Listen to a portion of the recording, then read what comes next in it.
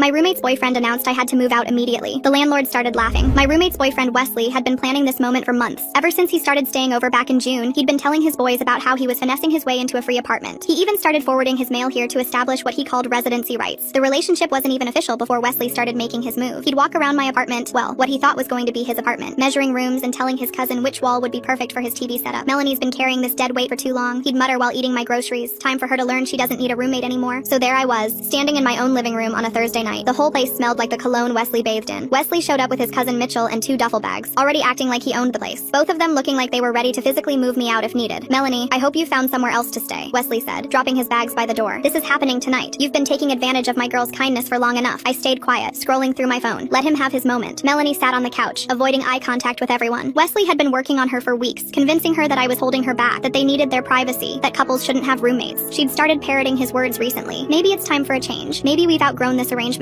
Classic Wesley manipulation. The man didn't even have his own place. He'd been couch surfing before he latched onto Melanie. Wesley pulled out a crumpled piece of paper from his pocket. "I printed out this 30-day notice, but honestly, you should just go tonight. Make this easy on everyone." Mitchell nodded like this was all perfectly legal. "Smart move, Wesley. She's had a free ride long enough." I looked at the paper and almost laughed. He downloaded some random eviction template and just wrote my name on it in pen. Melanie finally spoke up, her voice barely a whisper. "Maybe we can give her the weekend at least." Wesley shot her a look that made her shut up immediately. "Nah, baby, we discussed this. She goes tonight." That's when I made the call. "Hey, Mr. Sanders," I said, putting him on speaker. "Could you come up to 2C? We have a situation here." Wesley's chest puffed out. "Good. Call the landlord. I'm taking over this lease anyway. Melanie and I are common law now." 5 minutes later, Mr. Sanders walked in with his master keys jingling. He was this 60-year-old Brooklyn native who'd owned the building for 30 years. He took one look at the scene, Wesley with his bags, Mitchell trying to look intimidating, Melanie shrinking into the couch, and me standing there calm as could be. "What's going on here?" Mr. Sanders asked, though his slight smirk told me he already knew. Wesley stepped forward with all the confidence of someone who'd watched too many law shows. "I'm moving in, and she's moving out. I've been living here for 3 months, which makes me a tenant. Melanie and I are together, so I'm taking over her half of the lease." Mr. Sanders looked at Wesley like he'd just said the earth was flat. Then he started laughing. Not a chuckle, but a full belly laugh that went on for a solid 30 seconds. Wesley's face started twitching. "What's so funny, old man?" Mr. Sanders wiped his eyes and pulled out his phone. "Let me show you something, son." He pulled up a document. "This is the lease for apartment 2C. See that single name? That's not Melanie. That's not you. That's her." He pointed at me. "There is no Melanie on this lease. She's been subletting from her, which technically I only allowed as a favor." Wesley turned to Melanie, his mouth hanging open. "You said you were on the lease." Melanie looked at the floor. "I thought I was." Mr. Sanders continued, clearly enjoying himself. "And you, young man, aren't even supposed to be here. The lease specifically states overnight guests maximum 3 nights per week. You've been violating that for months. I could have you trespassed right now." Mitchell started backing toward the door. Wesley was frozen. "But I've been getting mail here." "That doesn't mean anything." Mr. Sanders laughed. "My cat gets mail here too. Doesn't mean he owns the place." Wesley looked at me, then at Melanie, then back at Mr. Sanders. "This can't be legal." "Oh, it's completely legal. In fact, you have exactly 5 minutes to grab your bags and leave before I call the police. And Melanie, you might want to start looking for your own place. Your subletting agreement ends next month." Wesley grabbed his bags, Mitchell already halfway to the elevator. Melanie ran after them crying,